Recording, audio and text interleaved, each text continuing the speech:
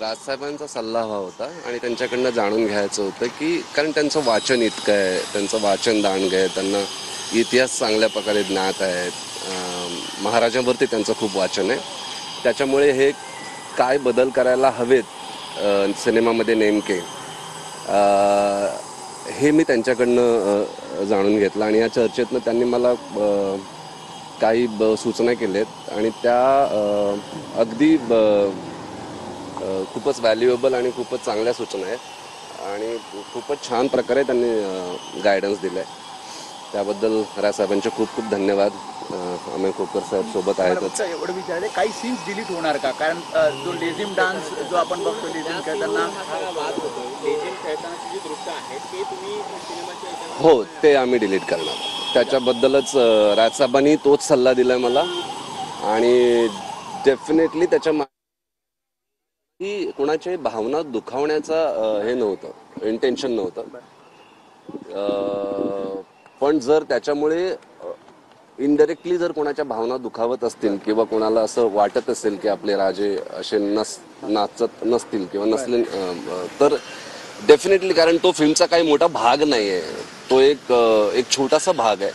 त्याच्यामुळे डेफिनेटली आम्ही तो डिलीट करू. हिंदी चित्रपट येतोय, जगाला इतिहास छत्रपती संभाजी महाराजांचा कळणार आहे. तर संभाजीराजे आणि उदयनराजे भोसले यांचं असं म्हणणं आहे की काही इतिहासकारांसोबत सुद्धा आपण चर्चा करायला हवी किंवा स्क्रीनिंग ठेवायला हवं. ती करणार आहोत आणि ते स्क्रीनिंगही आहे.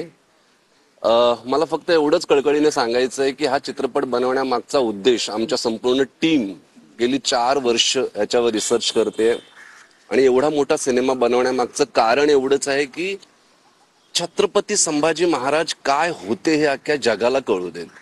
तो किती मोठा योद्धा होती, महान राजा होता, हे सगळ्या जगाला कळायला हवं आणि म्हणून हा चित्रपट बनवलाय. पण जर अशा 1-2 गोष्टी जर त्याला गालबोट लावत असतील तर त्या डिलीट करायला आम्हाला काही हरकत नाही. संभाजीराजे यांनी म्हटलं होतं की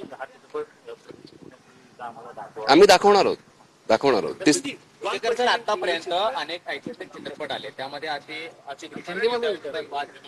छत्रपती शिवाजी महाराज आणि छत्रपती संभाजी महाराज यांच्यावरती जे आधारित चित्रपट आले त्यामध्ये असे दृश्य कधीच नव्हते. तर तुम्ही ही दृश्य त्या सिनेमात ऍड करताना काय नेमकं विचार केला होता? तुम्हाला काय मेसेज द्यायचा? मला मेसेज द्यायचा होता, आपला संपूर्ण चित्रपट एक गोष्ट जाणून घ्यायला हवी की शिवाजी सावंतांची जी छावा कादंबरी आहे त्या छावा कादंबरीवर हा चित्रपट आहे.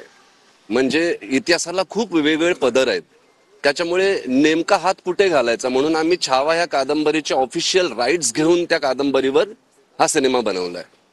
आता छावामध्ये लिहिलंय की छत्रपती संभाजी महाराज होळीच्या उत्सवामध्ये उत्सव साजरा करायचे, होळीमधनं नारळ, आगीतनं तो नारळ खिचून घ्यायचे. त्याच्यामुळे लेझिम आपला एक पारंपरिक खेळ आहे.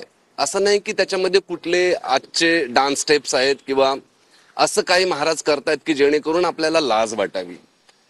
आपलं लेझिम आपला एक पारंपरिक खेळ आहे आणि पिक्चर बनवताना तो एक दृष्टिकोन होता की जर महाराज लेझिम का खेळले नसतील कधी, हा एक प्रश्न नेहमी उभा राहतो.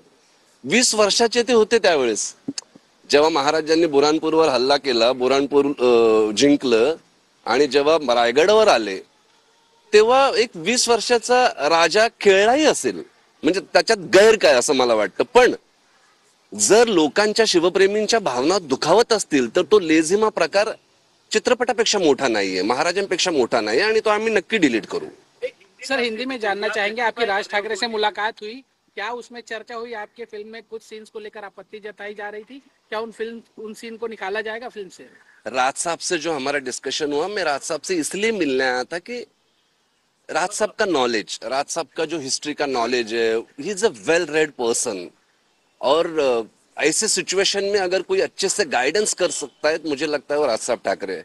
और उन्होंने मुझे बहुत अच्छे से गाइडेंस किया, बहुत अच्छे से मुझे ये समझाया है कि अगर वो सीन नहीं भी होता तो फिल्म में कुछ फर्क नहीं पड़ता, क्योंकि ब्रॉड इंटेंशन ये है कि ये फिल्म लोगों तक पहुंचनी चाहिए.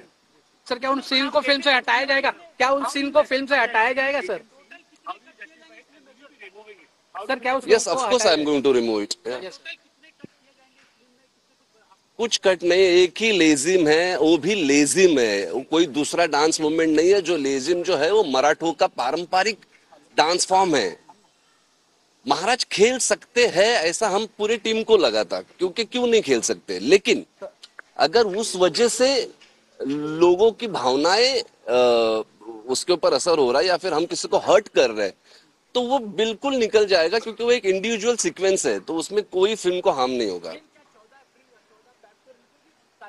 14 फेब को ही रिलीज होगी फिल्म। सर क्या इस रिलीज से पहले और किसी को फिल्म दिखाई जाएगी, उसका प्रीमियर में कौन कौन होगा, किसको रिलीज से बुलाया जाएगा? पहले हिस्टोरियंस को फिल्म दिखाई जाएगी, जो हिस्ट्री एक्सपर्ट्स हैं उनको फिल्म दिखाई जाएगी, और उनसे हम सारी चीजें डिस्कस करेंगे, क्योंकि इस फिल्म में ऐसा कुछ भी नहीं है जिससे किसी को हर्ट हो या किसी की ये लगे कि ये क्या बना है, क्योंकि इसका ब्रॉड पर्सपेक्टिव यही है कि छत्रपति संभाजी महाराज कौन थे, ये दुनिया को पता चले, क्योंकि ऐसा राजा दुनिया में हुआ ही नहीं है, तो वही इंटेंशन है। Thank you. अभय जी, धन्यवाद। नाही बाबा बोलले ना हे. सर एक एक अहो हे बोलले ना.